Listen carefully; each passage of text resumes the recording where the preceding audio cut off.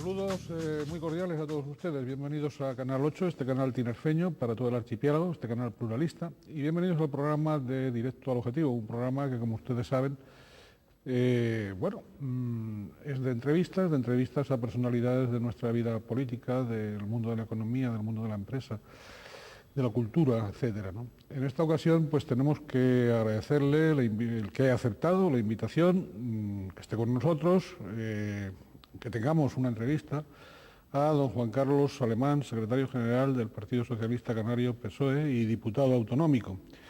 Don Juan Carlos, bienvenido al canal y bienvenido al programa. Muchas gracias. Bien, usted desde la anterior entrevista en Canal 8 y en este programa, la efectuábamos a finales de septiembre del 2003, hace ya 2 años bien despachados, ¿no?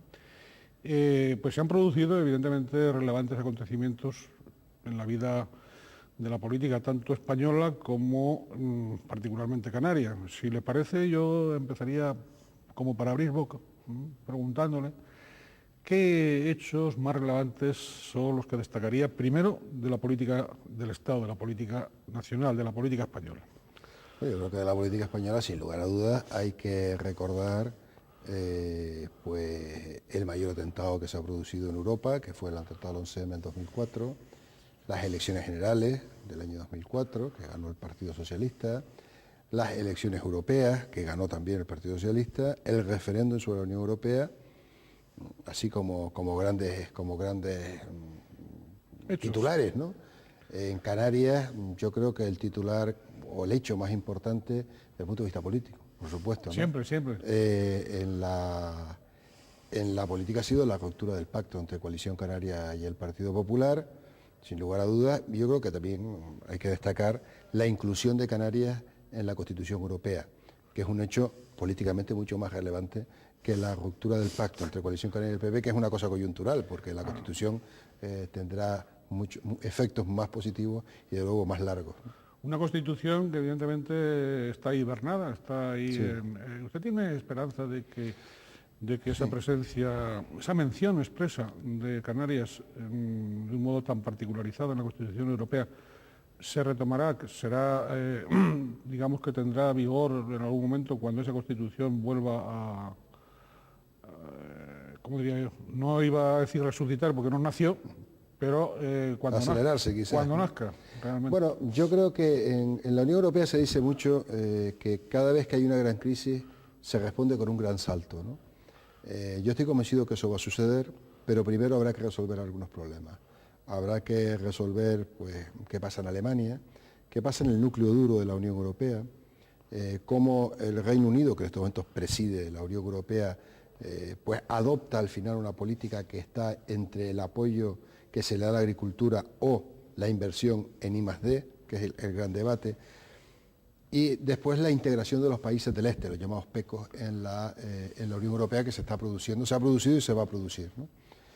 Resueltos estos asuntos, que en el fondo son grandes impulsos, porque llegar a acuerdos sobre la política presupuestaria y llegar a acuerdos sobre las políticas de integración, que tiene mucho que ver las primeras con las segundas, Europa le da un gran salto, y dentro de ese gran salto estará la Constitución Europea y dentro de la Constitución Europea estará Canarias. Yo creo que eso no va a ser discutible, aunque nuestra posición en la Unión Europea, la región ultraperiférica, los que tenemos unas condiciones específicas de integración, somos diferentes, pues siempre tendrá que ser negociado, porque la tendencia europea es a ser cada vez más iguales. Entonces, a uniformizar. Claro, y tiene su lógica, porque si no, las empresas se van colocando en aquellos países de la Unión que tienen menos impuestos, que les cuesta menos, ¿no? Entonces, la tendencia es uniformizar, pero nosotros no tenemos ese problema, porque nadie vendrá aquí a poner una fábrica de vehículos porque estamos demasiado lejos. Por lo tanto, esas especificidades yo creo que las vamos a mantener. Bien, ha mencionado usted el triunfo electoral del Partido Socialista con el señor Rodríguez Zapatero a la cabeza de las elecciones generales. ¿Usted era de los que no se esperaban ese triunfo tan rotundo? Yo soy de los que siempre cuando llegan elecciones hago el cálculo negativo, ¿no? Porque la alegría es mayor si gana. Desde luego sí había una constante. Yo recuerdo que 4 días antes de las elecciones, Jesús Caldera, actual ministro de Empleo, me manifestaba en un hotel en Santa Cruz, donde nos reuníamos con el sector empresarial, que las encuestas iban muy bien, y efectivamente las encuestas iban muy bien, el ambiente en la calle era muy positivo.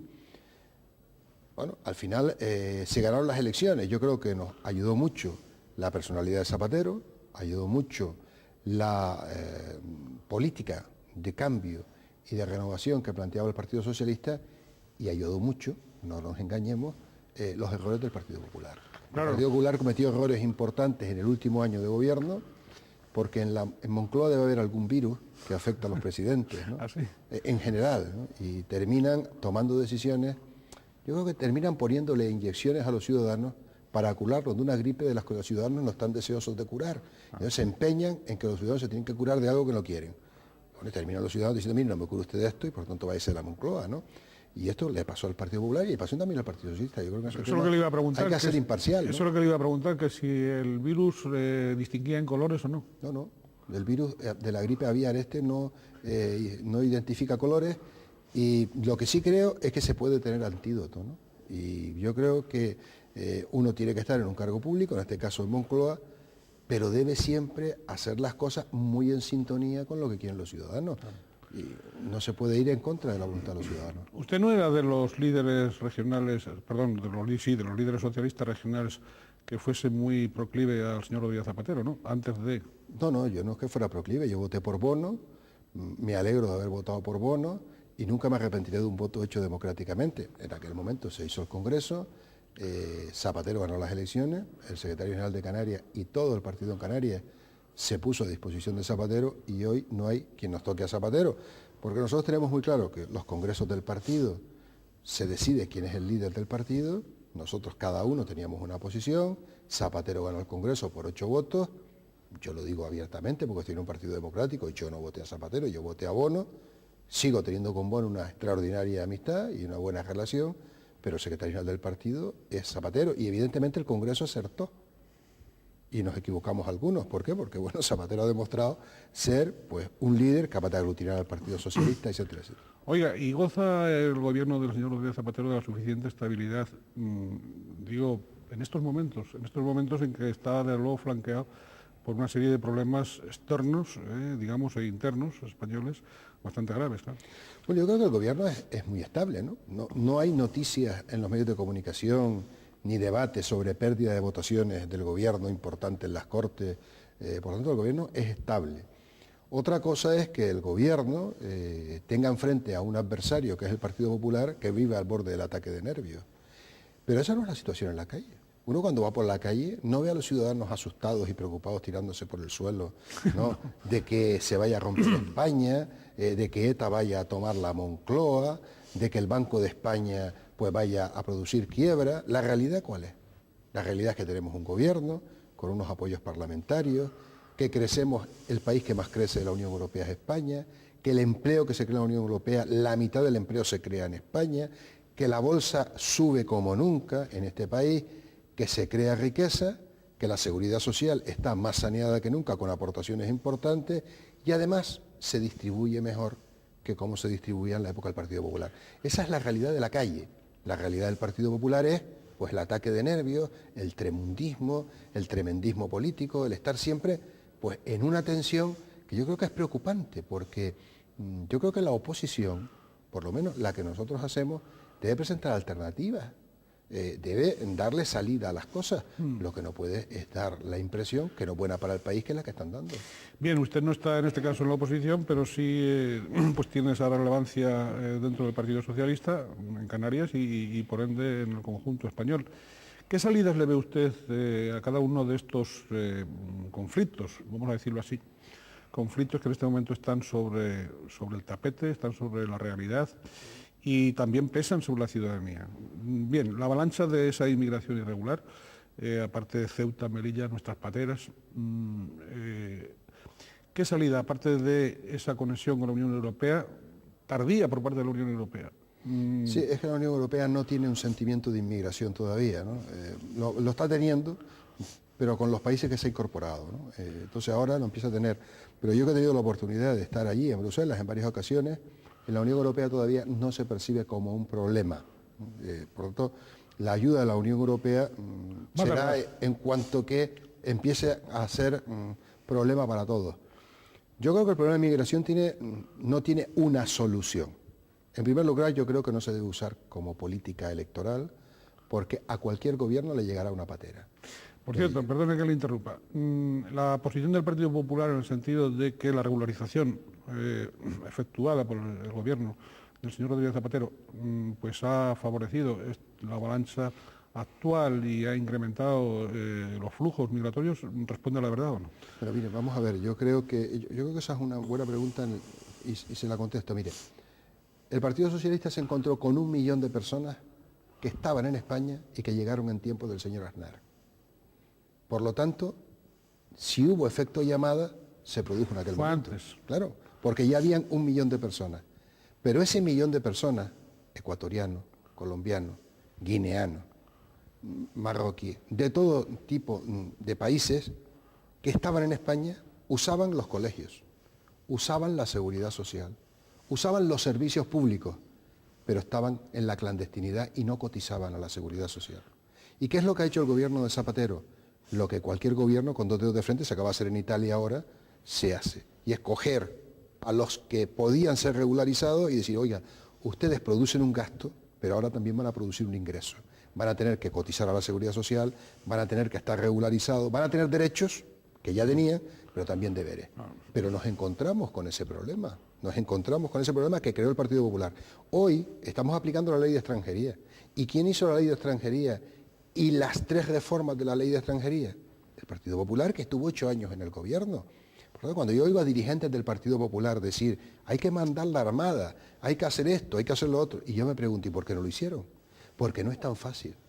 Porque es que no es tan fácil. Tenemos en este momento una oleada de los países pobres hacia los países ricos. Pues hablemos de España, pero hablemos de Estados Unidos.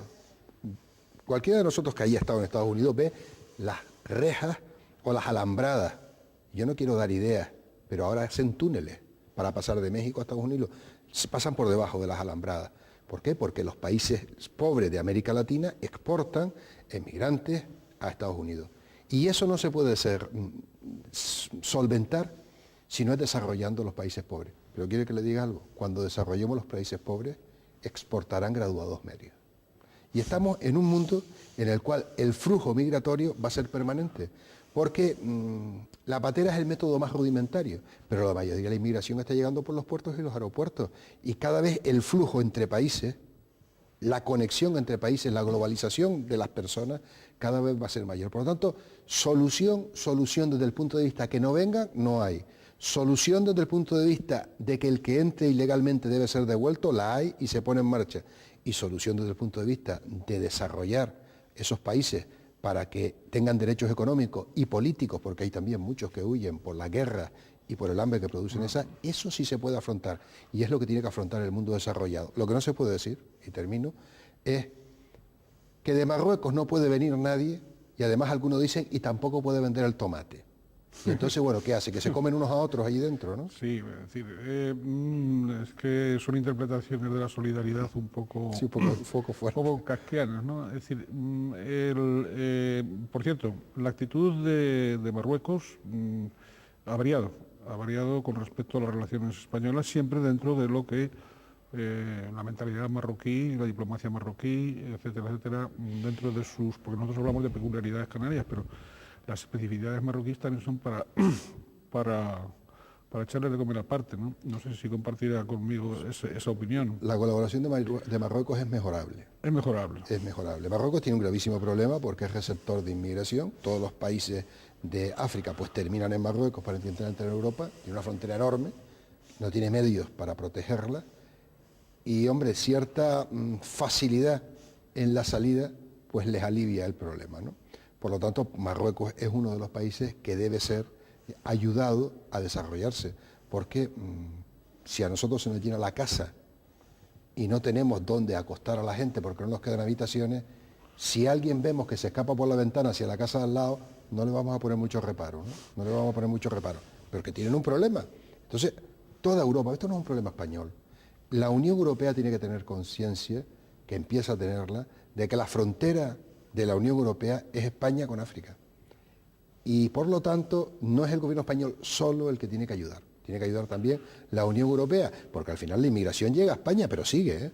Usted va a Suecia y está, va a Noruega y está, y va a Alaska y está. Es decir, hay en todas partes del mundo, por lo tanto no es un problema estrictamente español, es un problema de la Unión Europea. Sin duda, hubo un tiempo además que los intentos también se dirigían a Italia, etcétera, etcétera, pero eso se solucionó de una manera, digamos, bastante contundente. Bien, evidentemente cuando se pide la intervención de la Armada en aguas internacionales o en aguas que no son españolas, etcétera, etcétera, se está pidiendo un imposible, ¿no? Entonces, digo, un imposible internacional. Bueno, es que si usted se plantea que un barco de guerra español pueda entrar en Francia o en Inglaterra, ¿no? En las aguas de Francia e Inglaterra, cualquiera de los televidentes que nos están escuchando en estos momentos dice, es imposible, ¿no? Claro. Eso es la declaración de la guerra. Sí, pero es que allí no pueden entrar porque son rubios, ¿no? En cambio, claro, la Armada Española sí puede entrar en el agua de Marruecos porque no son rubios. Hombre, seamos serios, tampoco pueden entrar en el agua de Marruecos.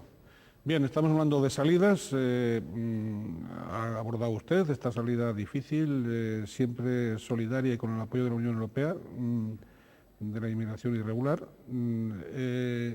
Bueno, el polémico estatuto catalán, que ha hecho que incluso algunos líderes, entre ellos el señor Bono, me parece, el señor Rodríguez Ibarra, el señor Chávez, etcétera, líderes regionales del Partido Socialista, y hasta el propio rey, han tenido que abordar la indisolubilidad de la nación española. ¿Usted cree que el talante del señor Rodríguez Zapatero dará, aparte de esas 8 fórmulas, o 9 o 10 o lo que sea, sobre los sinónimos, que no antónimos, del concepto de nación para Cataluña? ¿Usted cree que ese talante va a dar de sí como para zanjar esa polémica que de luego está abierta y todavía que sepamos, todavía no se ha calmado, ¿no? Mire, yo creo que estamos ante un debate que se va a solucionar correctamente, partiendo del criterio siguiente. Nosotros somos el único partido que llevamos el nombre de España en nuestras siglas. Somos el Partido Socialista Obrero Español. Y mientras que este partido exista, no habrá presidente ni estatuto que rompa España, porque el Partido Socialista garantiza la unidad constitucional de España. Por lo tanto, el Estatuto catalán o se adapta a la Constitución o no será votado por los diputados y las diputadas socialistas en las Cortes Generales. Así lo ha manifestado en todas las reuniones el presidente del Gobierno y secretario general del partido, así lo digo yo como responsable del partido en Canarias, y es la primera declaración que hago sobre ello, porque yo creo que hay muchos dirigentes del partido que hacen declaraciones y que lo que deben hacer es dejar trabajar al presidente del Gobierno, que acreditado estilo tiene de resolver problemas como este u otros. Pero de todas maneras a mí no me preocupa que las hagan, porque los ciudadanos al PSOE lo aceptan como es, y es un partido muy locuaz, donde pues, muchos de sus dirigentes hacen declaraciones. En el Estatuto catalán lo que hay que hacer es aceptar que en Cataluña el Parlamento, en el uso de sus derechos, ha votado un estatuto. Y ahora va a las Cortes Generales. Las Cortes Generales, ¿qué es lo que tiene que hacer? Aceptar el debate, que es lo que no quiere hacer el Partido Popular. Ese estatuto tiene que entrar y ser debatido. Y en uso de los derechos de la soberanía de España que radican las Cortes Generales, habrá que podar de ese estatuto aquellas cosas que afectan a la Constitución española. Porque Cataluña, que tiene una identidad potente y que es una nacionalidad, como es Canarias u otras en el territorio español, y que quiere seguir viviendo dentro de España, porque en Cataluña España nunca ha tenido un problema de segregación, porque los partidos catalanistas no son independentistas, sí lo es el PNV, es que el problema es diferente, tenemos que lograr que esas cosas funcionen. Bueno, pero al final el estatuto será constitucional o no será, o no será, pero así de tranquilos y así de claro. El PSOE nunca será un problema para la unidad de España, porque en 130 años de historia el Partido Socialista ha dejado mucho en el camino para defender la unidad de este país. Juan Carlos, usted ha citado que el Partido Nacionalista, el Partido Nacionalista Vasco, qué cosas, el Partido Nacionalista Vasco es separatista y es independentista. Lo es. Y que los catalanistas no lo son. Bueno, la Esquerra Republicana... El señor Rovira y compañía sí son separatistas, independentistas. Bien, pero no es la mayoría de la ciudadanía ni es la mayoría de los partidos catalanes. No nos debemos olvidar de la gran contribución que hizo el catalanismo político, Convergencia y Unión, Jordi Pujol, a la transición política española. Cataluña, cuando se rompe la dictadura, cuando llega la democracia, juega la unidad, juega la democracia, Convergencia y otros partidos catalanes nunca han jugado sino al federalismo, que federar es unir, no han jugado a la ruptura. Jordi, ¿cómo se llama? El Caro Rovira, no, es un señor que se llama soberanista. Bueno, eso es su programa de máximos, ¿no? Pero la realidad es que después practica poco, pero el catalanismo histórico no lo ha sido. En cambio, el PNV es un partido de corte independentista claro, es decir, es un partido que quiere la separación. O sea, el problema vasco se ha caracterizado históricamente por querer separar, mientras que el problema catalán ha sido siempre querer federar. Bueno, el plan Ibarretxe se aceptó en las Cortes. Sí, le iba a preguntar por eso, porque todavía está ahí amenazante, digamos, pendiente, dice el señor Ibarretxe, de someter a consulta popular de los vascos en el 2006, el año que viene. Sí. Nadie habla ya del plan Ibarretxe. O sea, nadie habla ya del plan Ibarretxe. Él sí. Sí, bueno, él sí. Y el PNV también. Bueno, pero lo que sucede es que el plan Ibarretxe llegó a las Cortes Generales, el Partido Popular no lo quería discutir, el Partido Socialista dice, no, esto hay que discutirlo. Fue a trámite, salió derrotado y punto.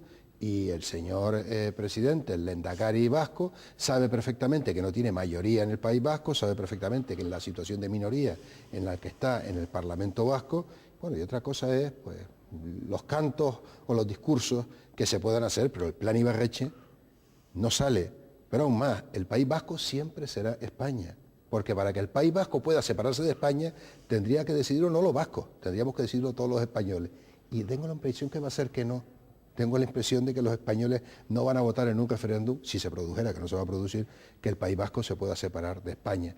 Y los tiempos además no juegan a favor de los que quieren separar, los tiempos juegan a favor de los que quieren unir, porque la Unión Europea es cada vez más unión, es cada vez unir más a Europa. Por tanto, los que van en el camino de la separación, bueno, pues son antiguayas, ¿no? Están ahí, hay que aceptarlos democráticamente, pero no son el futuro.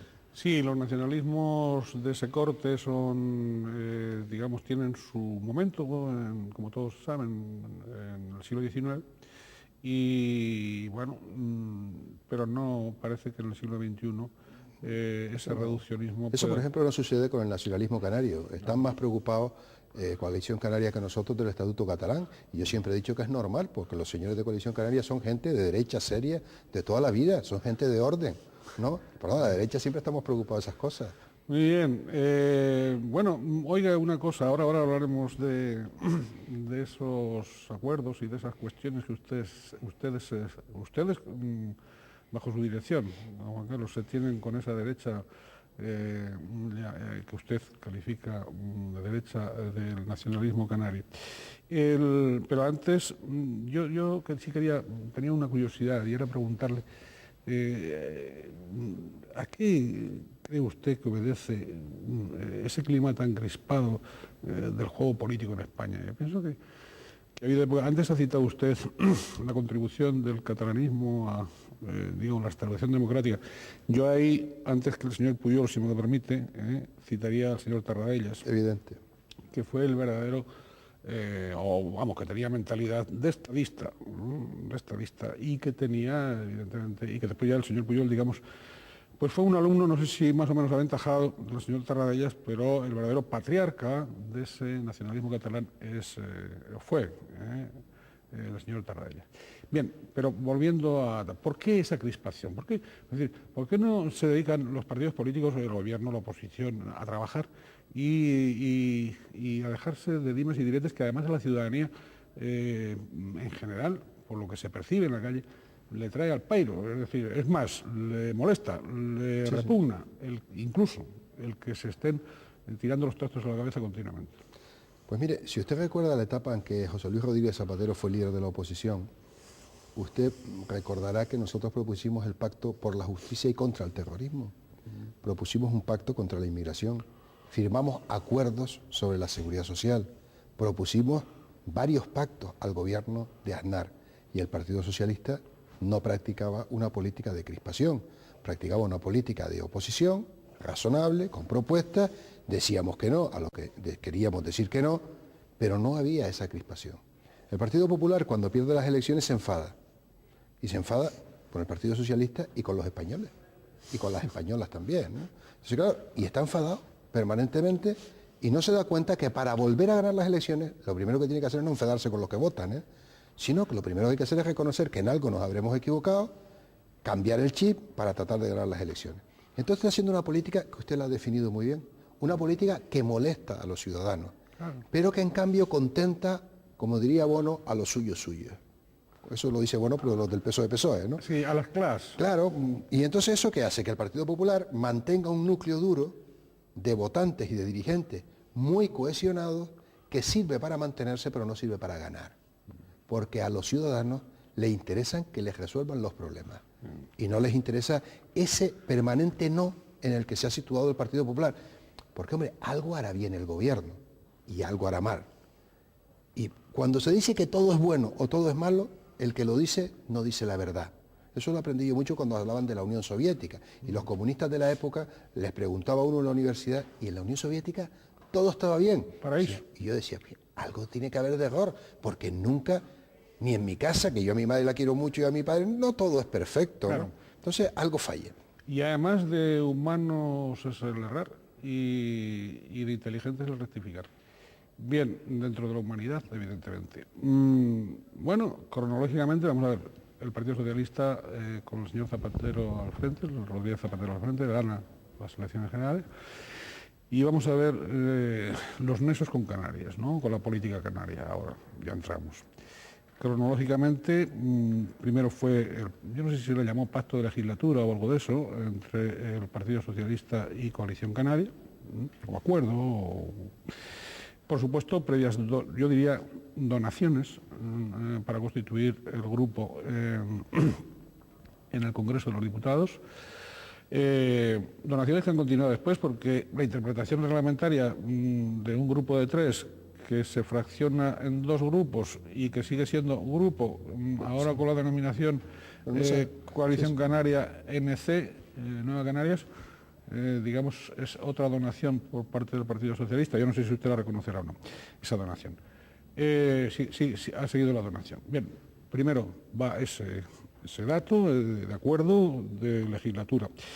Y hay un tiempo en que, en cambio, en Canarias continuaba todavía el gobierno de coalición entre Coalición Canaria y el Partido Popular, en un ejercicio, digamos, esquizofrénico, más o menos. En esa etapa se dijo que usted, en política hay que recordarles a los conciudadanos que, bueno, que la aspiración de todo político es gobernar, poder administrar la cosa pública. Es decir, y el político que niegue la mayor, que niegue ese objetivo, esa ambición, es que no es un buen político. Es decir, por lo tanto, aclarado eso, siempre por medios legítimos, por medios democráticos, eso se da por supuesto. Esa etapa se habló de que usted había intentado, lógicamente, y sin conseguirlo, el estar en el gobierno de Canarias, ¿no? El Partido Socialista está en el gobierno. Incluso con planteamientos que dentro de su propio partido, del Partido Socialista Canario PSOE, no todo el mundo estaba de acuerdo. ¿Como es habitual? Como es habitual, pero no todo el mundo, y usted lo sabe. Sí. Tuvo sus contestaciones internas, aunque no afloraran demasiado a la opinión pública. Yo se lo explico. Es decir, ¿qué pasó ahí? Bueno, la primera parte... ¿Usted lo intentó? ¿Lo intentó? Sí, la primera parte, y le explico por qué. Venga. La primera parte es una parte, digamos, si se quiere, de reglamento de Congreso. En el Congreso, como había muchos grupos en esta legislatura, así lo votaron los ciudadanos, se decidió que el reglamento del Congreso se adaptara para que el bloque, coalición, la propia Izquierda Unida, que tenía solo 5 diputados en la Cámara, tuvieran grupo, porque así habían votado los ciudadanos. Entonces se hizo un acuerdo que se mantiene, porque Coalición Canaria, desde el punto de vista técnico, no se ha fragmentado. Se ha fragmentado desde el punto de vista periodístico. Pero desde periodístico no, político. No, desde el punto de vista de comunicarle a las cámaras de que son 2, siguen siendo Coalición Canaria, pero han cambiado el nombre. Coalición Canaria Nueva Canaria, pero técnicamente para el secretario del Parlamento... ¿No lo han comunicado al Parlamento? No, para el secretario del Parlamento el grupo sigue siendo el mismo con otro nombre. Pero no se ha producido que alguien salga del grupo, que es cuando hay que aplicar el reglamento, ¿no? Entonces, bueno, pues, técnicamente, desde el punto de vista legal, si usted quiere, es una argucia, pero es así, ¿no? Pero bueno, eso es una cuestión de reglamento que lo aplican los parlamentos. Desde el punto de vista del gobierno, mire, si yo no quisiera entrar en el gobierno, entonces mejor me voy a un convento, ¿no? O me dedico a otra cosa. Porque luego un partido político tiene como objetivo gobernar. Pues eso. En Canarias existen 2 posibilidades de gobernar. con Coalición Canaria o con el Partido Popular. Como usted comprenderá, el Partido Socialista no puede gobernar con los de la guerra, ni puede gobernar con los que dicen las cosas que dicen del Partido Socialista, ni puede estar en un pacto comprensible para los ciudadanos con los que representa el señor Aznar o lo que representa hoy el señor Rajoy. Y hay gente en el PSOE que odia mucho a Coalición Canaria. El odio no es bueno en política. Yo hago política, no hago odio. Yo hago política. Y por lo tanto, los que odian están turbados por el odio. Yo creo que en política hay que hacer decisiones racionales. ¿Y la decisión racional cuál es? En Canarias, en aquel momento, la única opción que tenía el Partido Socialista real para gobernar, si quería gobernar, era con Coalición Canaria. Porque la gran mayoría de los electores no entendía que el Partido Socialista pudiera gobernar con los que acabábamos de derrotar en unas elecciones que habían engañado al país. Y lo libro a usted de dar una larga explicación, porque evidentemente los ciudadanos me entenderán. En segundo lugar, había que plantearse, ¿era posible gobernar? Yo siempre he dicho que es mejor estar en el gobierno que fuera. Pero también habían planteamientos en el cual se decía, si entramos en el gobierno en estos momentos, es posible que también muchos ciudadanos no lo entiendan, porque llevamos muchísimos años haciéndole oposición a Coalición Canaria, pero esto va por pueblos, ¿eh? Porque en Tenerife el gran enemigo es ATI, pero en Gran Canaria no, es el PP. Pero en Fuerteventura es Asamblea Majorera, o el PP, que ha crecido mucho en Fuerteventura, o sea, que esto es una visión, si se quiere, muy tinerfeña de la política, pero que no se adapta a la realidad del Partido Socialista, que tiene que ser política para toda Canarias. Al final el Partido Socialista decidió lo siguiente, y mire, lo ideal es que nosotros apoyemos al gobierno en todos los temas que sean buenos para que Canarias siga funcionando, dado que no se pueden convocar elecciones. Y esa fue la decisión que tomamos. Pero quiero dejarlo claro, si nosotros hubiéramos decidido y querido entrar al gobierno, que al final no cuadró esa situación, pero por nuestros propios análisis, yo lo defendía porque yo no quiero que el Partido Socialista sea una secta de meditación trascendental. Somos un partido político con un programa para servirle a los ciudadanos. Y el que no entienda eso en el Partido Socialista se ha equivocado de partido, pero es que se ha equivocado de política. Tiene que estar en otra cosa, a lo mejor en una ONG en Nicaragua, pero un partido es para aplicar un programa, para gobernar, para mandar, para tomar decisiones, para eso se está en política. Sí, yo lo comentaba antes y es lógico y es lo natural, es decir, es la actividad política y eso es así. Hubo esa ocasión, digamos, de cuando sale el Partido Popular de entrar en el gobierno el Partido Socialista, o no se llegó a producir así. Nosotros, sinceramente, nunca me han preguntado así tan directamente la pregunta y se la contesto con sinceridad. Sí. Nosotros nunca jugamos esa carta a fondo. No. Porque al final, vamos a ver, si el gobierno... Pero tampoco don Adán le ofreció a usted entrar en el gobierno. No, tampoco nos lo ofreció. Y también le voy a decir una cosa, y usted me entenderá, ¿no? Si el gobierno se rompió, será porque el Partido Socialista dio alguna garantía. Claro. En primer lugar, sí. Y no profundizo más en eso. Sí. Si en segundo lugar, el Partido Socialista, una vez que el gobierno estaba en minoría, podía haber forzado un gobierno de coalición. Pero como eso no se habló antes, y yo tengo una palabra, se cumple. Y por lo tanto no forzamos esa situación. Y la cumpliré hasta que acabe la legislatura, siempre y cuando el Partido Socialista respalde que yo sea su secretario general. Nosotros siempre hemos sido gente de palabra. Ellos no, ¿eh? Nosotros sí. Y además deben estar ustedes escarmentados. Pero bueno, digo históricamente escarmentados, porque sí. Se ha dicho más de una vez que se han sentido engañados, y si no, pregunten... Pero seguimos siendo gente de palabra. Sí. Nosotros seguimos manteniendo... Porque en Canarias hay una cuestión perversa, ¿no? Y es que cuando otro no cumple su palabra, te dicen a ti por qué tú cumples la tuya, porque no somos iguales. Claro, es lo mismo que comentaba usted antes sobre el tema del odio, ¿no? Es decir, el odio nunca trae ningún fruto positivo para nada, ni en política ni en el resto de la vida.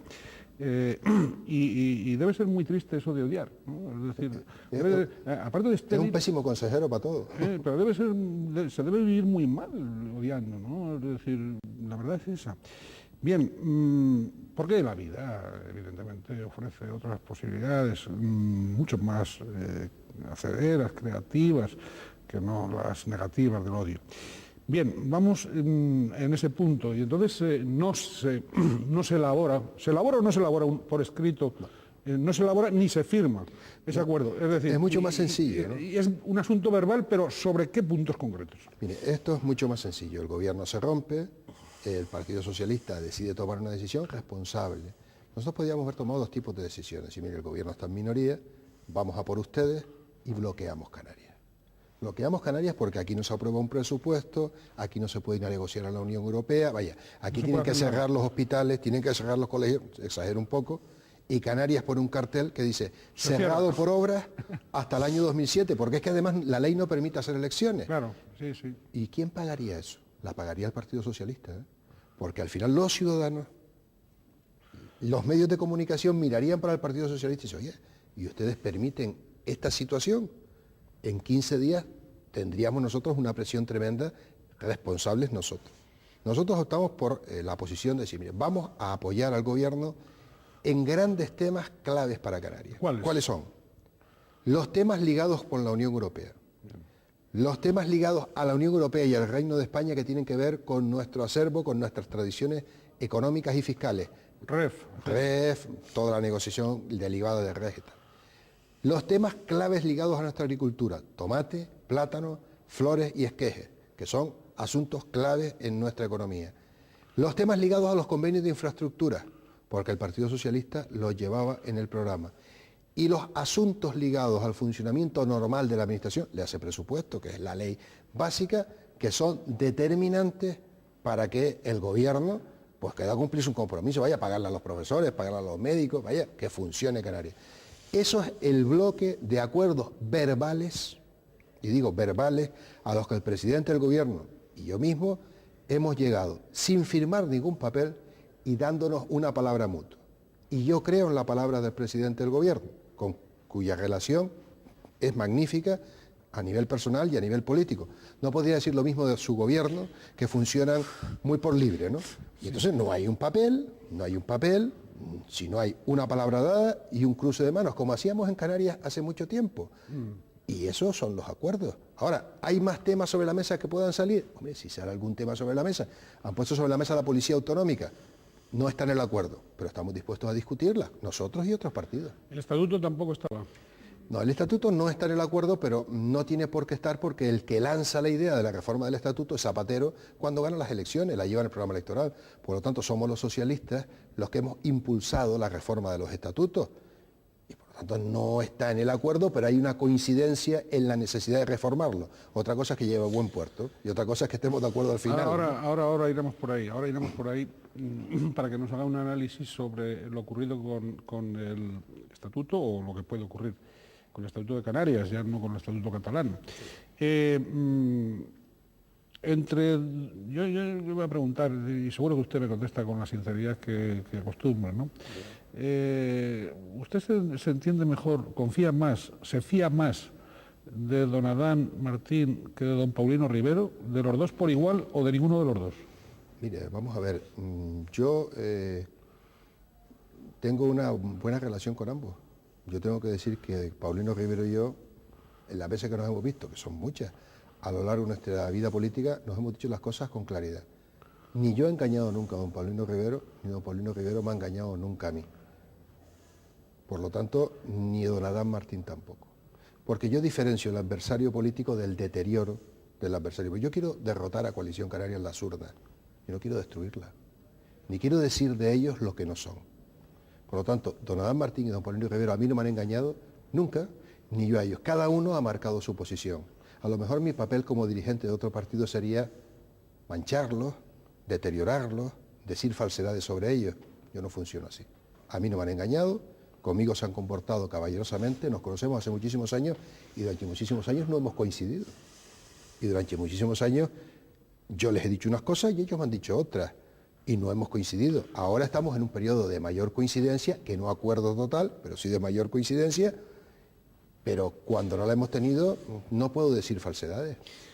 Se ha interpretado, aunque usted lo ha clarificado, pero se ha interpretado que como unos guiños suyos y del Partido Socialista al Partido Popular, determinadas posiciones en relación con el estatuto y en concreto con la lista regional.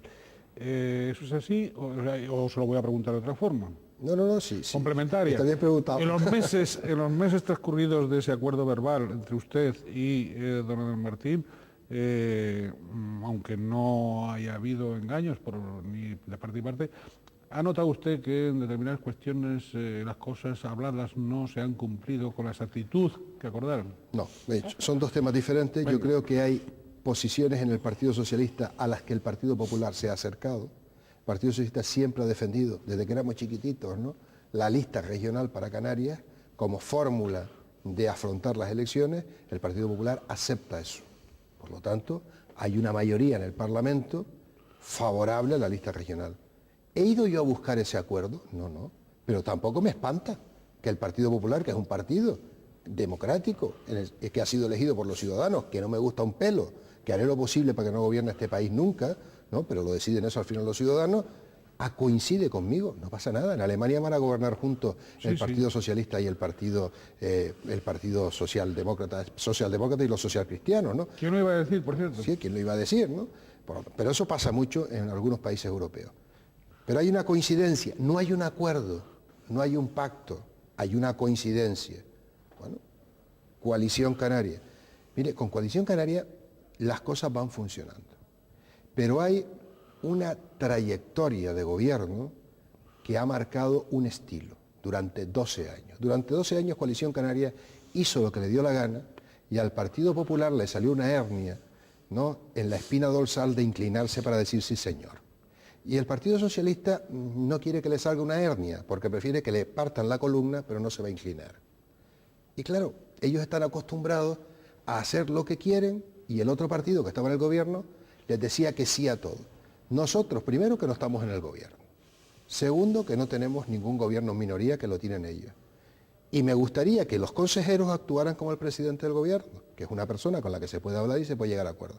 La mayoría de los consejeros de Coalición Canaria funcionan como si tuvieran mayoría absoluta o tuvieran un partido en el gobierno que les estuviera haciendo inclinación de cabeza todo el día.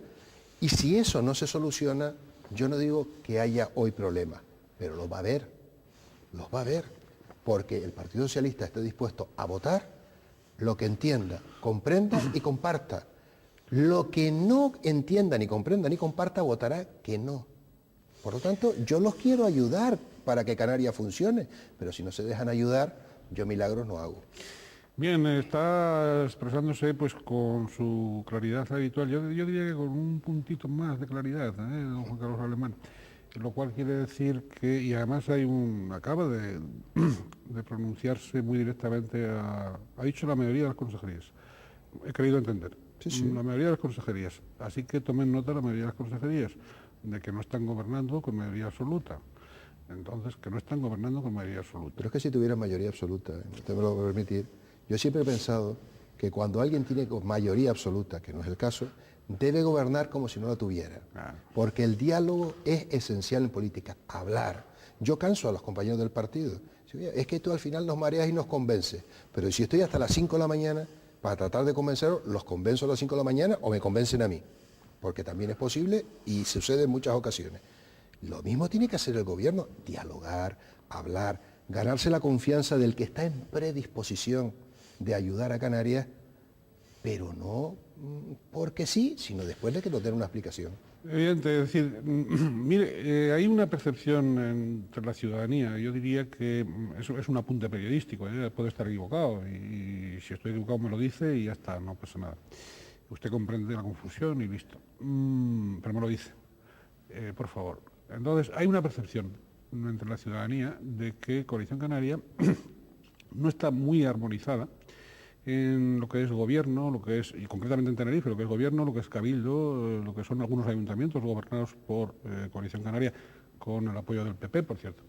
En algunos innecesario, lo cual todavía parece más inexplicable.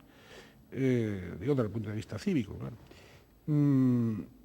Pero también hay como una percepción de que dentro del Partido Socialista, pues evidentemente los comportamientos públicos de este Partido Socialista Canario también les falta una cierta coherencia o armonía, porque no funciona igual en el Parlamento que en el Cabildo y que en algunos ayuntamientos.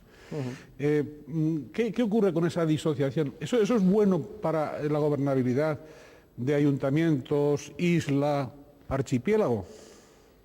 Mire, Empezamos esta entrevista hablando un poco de la situación nacional, y usted me hablaba de que muchos líderes del PSOE pues tenían opiniones, ¿no? Y eso pasa aquí también. Lo que pasa es que los ciudadanos al Partido Socialista al final lo aceptan como es.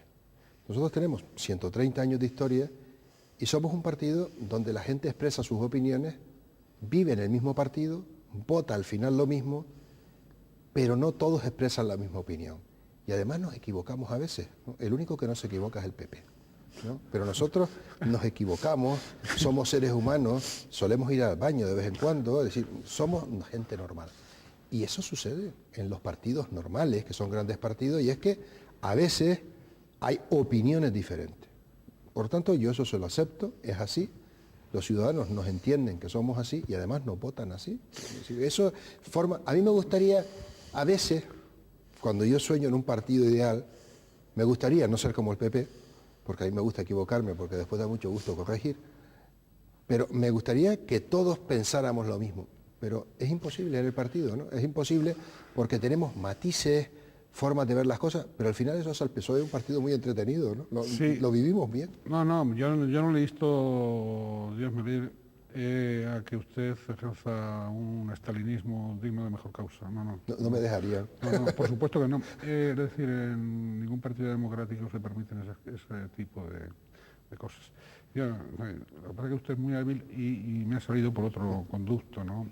Usted como secretario general me da la impresión, no sé si lo confesará o no, pero me da la impresión de que en algunos momentos, yo no le he dicho que usted se inmiscuya en la autonomía de agrupaciones, de colectivos del partido, en las corporaciones, que utilice el orden y mando. No iba yo por ahí.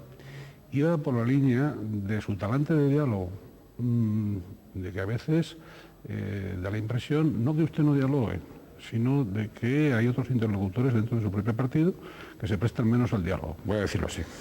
Sí, pero... que se prestan menos al diálogo. Y eso trae como consecuencia unas actitudes públicas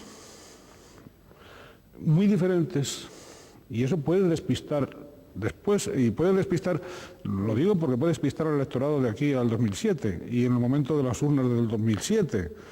Bueno, aquí a qué carta nos quedamos. Es decir, ¿están en la oposición? ¿No están en la oposición?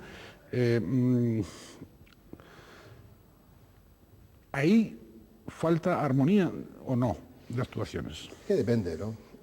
Si se refiere al diálogo con los otros, es que depende. La situación del gobierno de Canarias con respecto al Partido Socialista es una situación diferente, ¿no? Es una situación de gobierno en minoría y por lo tanto se impone el diálogo para que Canarias no quede paralizada.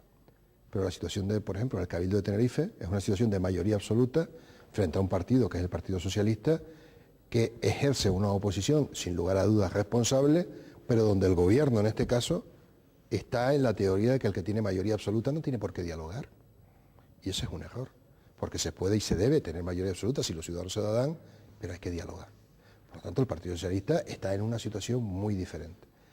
Si se refiere a eso, a las posiciones con respecto a las instituciones, no solo depende del Partido Socialista. El Partido Socialista tiene un estilo, con excepciones, porque puede suceder, tiene un estilo, eso que le llaman el talante zapatero, realmente ha sido el talante del Partido Socialista de siempre.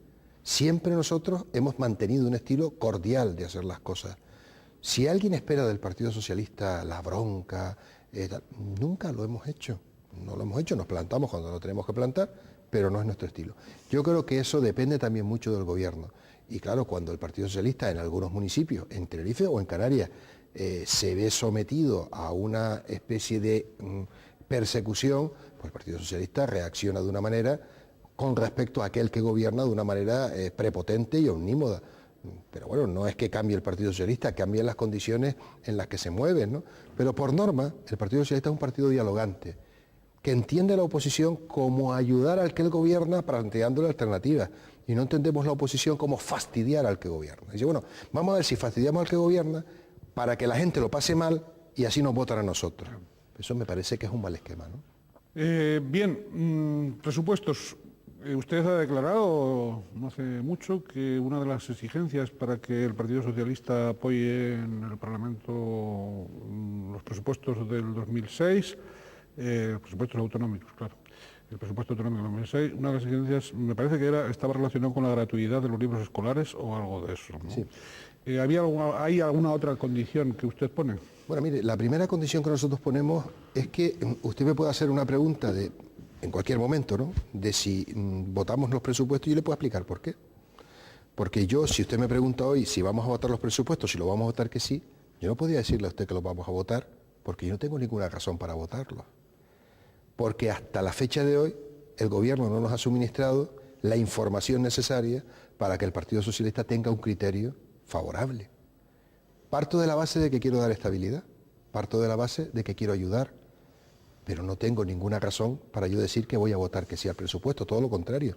Hoy tendría que decirle a usted que con la información que tenemos, que es nula, tendríamos que votar que no. Para votar que sí, primero se tiene que dar diálogo. En segundo lugar, ese diálogo debe propiciar un acuerdo, en nuestra opinión, sobre que los padres y las madres de Canarias empiecen, en un proceso a esta legislatura, a tener los libros de texto gratuitos. Que se haga un plan especial para acabar con las listas de espera, que nunca más se llame un enfermo para ser operado un año después de que se haya muerto. Que se haga un plan para acabar con el colapso de las urgencias sanitarias y en el sistema primario, donde los ciudadanos van a ser atendidos por primera vez en los centros de salud. Que se haga un plan de extensión de la sanidad. Por ejemplo, habrá que hablar de los hospitales del norte y del sur de Tenerife. Habrá que hablar. Habrá que hablar de planes de vivienda. Habrá que hablar de un plan de calidad educativa, porque gastamos miles de millones de las antiguas pesetas, yo estoy todavía con las pesetas, en el sistema educativo y tenemos los peores resultados de España. Ese conjunto de cosas, que yo no quiero a usted alargarme porque sé que el tiempo es escaso en el programa de televisión, tienen que reflejarse de una u otra forma en el presupuesto, la vivienda, la lucha contra la drogadicción. Por ejemplo. Que ha ido bajando el dinero que el gobierno de Canarias le daba. Ese dinero tiene que volver a aumentar porque son más de 100.000 personas las afectadas en Canarias con sus correspondientes familias. Si eso lo hablamos, si eso lo acordamos, si eso el gobierno lo pone en el presupuesto, el Partido Socialista ayudará a Canarias, votando un presupuesto que ayuda a Canarias, no al gobierno, no me gusta este gobierno, a Canarias que sí me gusta. Si el partido del gobierno, Coalición Canaria, no nos da esa oportunidad, nosotros no tengo ninguna razón para explicar a los ciudadanos por qué voy a votar ese presupuesto y por tanto no tendría que votar que no. Claro, pero es llamativo que a fecha de hoy, 17 de octubre de 2005, todavía usted, líder del Partido Socialista Canario PSOE, diputado autonómico, cabeza autonómica, no conozca ni siquiera los planes relacionados con ese presupuesto que en teoría ha de aprobarse en el Parlamento pronto. Es decir, ¿es que acaso Coalición Canaria cree que usted al final recibirá la llamada de los órganos nacionales de su partido para que usted y el Grupo Parlamentario Socialista en el Parlamento de Canarias se supediten a lo que diga Coalición Canaria en sus presupuestos y por lo tanto digan amén? Ellos saben que eso no funciona así por una razón. Y mire, para que eso funcionara así, ellos tendrían que ser esenciales en las Cortes Generales, y no lo son. El Partido Socialista tiene los votos suficientes para sacar el presupuesto, que son los votos del Partido Socialista, más Izquierda Unida, más Esquerra. Por lo tanto, y ahora además los del bloque más la Xunta. Es decir, Coalición Canaria, nosotros agradecemos que apoyen al gobierno del Partido Socialista. Agradecemos que colaboren con nosotros, pero numéricamente no son necesarias en las Cortes Generales en Madrid. En cambio, nosotros somos necesarios en Canarias.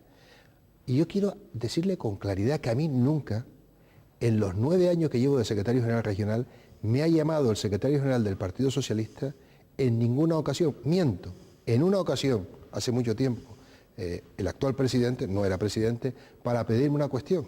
Y le dije que no podía ser. Y le dije que no podía ser. Y estábamos ellos allá y nosotros aquí en la oposición. Nosotros nunca hemos tenido esa presión o esas llamadas, ¿no? ¿Qué cosita era esa, don Juan? No, eso queda en el secreto del sumario. Bien, pero bueno, ¿era relación algún favor que ha pedido Coalición Canaria? No, no tenía que ver con Coalición Canaria directamente. Entonces por el Partido Popular. No. Bien, bueno, sea como fuere, se nos va el tiempo. Estatuto, por último. Bueno, estatuto, si no hay lista regional, no habrá voto del Partido Socialista a la reforma. Es que esto es una de las cosas que yo le decía antes, ¿no? El Partido Socialista es un partido profundamente democrático. Si yo quisiera sacar en el Partido Socialista un voto favorable al estatuto, sin lista regional, yo perdería esa votación dentro del Partido Socialista. Y por lo tanto, no me pidan lo que no puedo hacer, porque yo nada soy sin un empleado del Partido Socialista. Hay otros que son dueños de los partidos, hay incluso hasta padres que le compran partidos a los hijos. Aquí en Canarias, yo desde luego soy un empleado del Partido Socialista desde el punto de vista político. Yo no podría pedirle al Partido Socialista que votara el estatuto si no lleva lista regional, pero yo estoy convencido que va a haber lista regional. Lo que pasa es que en este momento hay mucho ruido, ¿no? Porque cada partido está posicionándose, está marcando su frontera. Pero yo creo que esas fronteras se van a ir acercando y al final yo estoy convencido que va a haber lista regional y que puede haber estatuto por consenso. Desde luego nosotros vamos a hacer lo posible para que eso suceda y para que las cosas salgan. Ahora, si no hay lista regional, yo no le puedo pedir al Partido Socialista que vote ese estatuto porque es que no lo voy a conseguir dentro. Por lo tanto, como me conozca el partido, pues sé lo que digo. Don Juan Carlos, acabamos. Se ve como, a partir del 2007, como presidente, vicepresidente del Gobierno, con Coalición Canaria, con el Partido Popular. Bueno, esa pregunta lleva trampa. Digo porque de acuerdo con el sistema electoral, usted sabe que va a ser difícil en Canarias obtener una mayoría absoluta. Bueno, yo creo que los ciudadanos, si las cosas van como van y sabemos hacerlo, pero siempre pensando que los ciudadanos tienen la última palabra, sin lugar a dudas, el Partido Socialista puede ser primera fuerza política.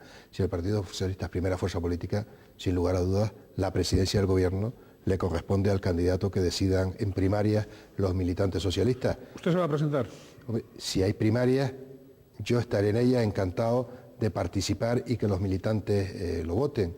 Y por lo tanto, yo en principio me presentaré a esas primarias. Y usted me preguntará, ¿y por qué dice en principio? Porque siempre he dicho lo siguiente: si yo, que soy el primer responsable del Partido Socialista, y por lo tanto el más responsable, el que más responsabilidad tiene, ¿no? Llego a la conclusión cuando se convoquen esas primarias que hay alguien en las encuestas mejor colocado que yo, hombre o mujer, para ganar esas elecciones, daré un paso atrás en favor del que pueda ganar para el Partido Socialista. Como ya lo he hecho, y lo hice en el año 99, que siendo secretario general del partido, decidí dar un paso atrás para que otro fuera candidato, porque consideré que era mejor para el partido. Eso puede suceder en otoño del 2006, que es cuando habrá que decidir. Esa es la decisión que tengo yo que tomar y por tanto esa decisión me corresponde como secretario general. Yo no soy de los que diga que por ser secretario general tengo que ser obligatoriamente candidato. Y como no lo digo para mí, también llamo a la reflexión a todos los que son secretarios generales del Partido Socialista a cualquier nivel, para que se apliquen la misma medicina. Se puede ser un buen secretario general y no necesariamente se tiene que ser un buen candidato. Muy bien, don Juan Carlos, pues muchísimas gracias. Hemos llegado al final del programa. Esperamos que antes de ese otoño del 2006, un año, dentro de un año, usted siendo candidato por el Partido Socialista, o no siéndolo, es decir, pues tengamos ocasión de, si no es antes, de tener pues el placer de conversar con usted. Queremos agradecerle no solo su protagonismo en esta entrevista, sino también la claridad meridiana con la que, sin circunloquios, ha hecho algún acto lógico en políticos y admisible, por tanto, no reprochable. Pero de verdad que queremos agradecerle su protagonismo en esta entrevista. ¿Usted desea añadir algo más? No, yo simplemente agradecerle a la Casa que me haya brindado esta oportunidad de dirigirme a los ciudadanos que nos vean amablemente y a las ciudadanas, y estar a la disposición de ustedes en un programa plural por donde pasa tantísima gente, ¿no? Pues muchas gracias. Sí, estos programas son todos plurales, no solo este, sino también los demás. Tratamos de ser los dirigentes del canal tratan de que seamos quienes colaboramos, pues que al final sea un canal, al final y al principio y en medio, un canal pluralista abierto a todos, porque la ciudadanía es plural, está abierta a todos y no vamos a significarnos, no lo hemos hecho desde que se nació este canal, por inclinarnos a un sector u a otro. Muchísimas gracias a usted, muchísimas gracias a todos ustedes y desearles, como siempre, que procuren ser felices en la medida de lo posible. Sin odios, ya no he oído a don Juan Carlos, sin odios.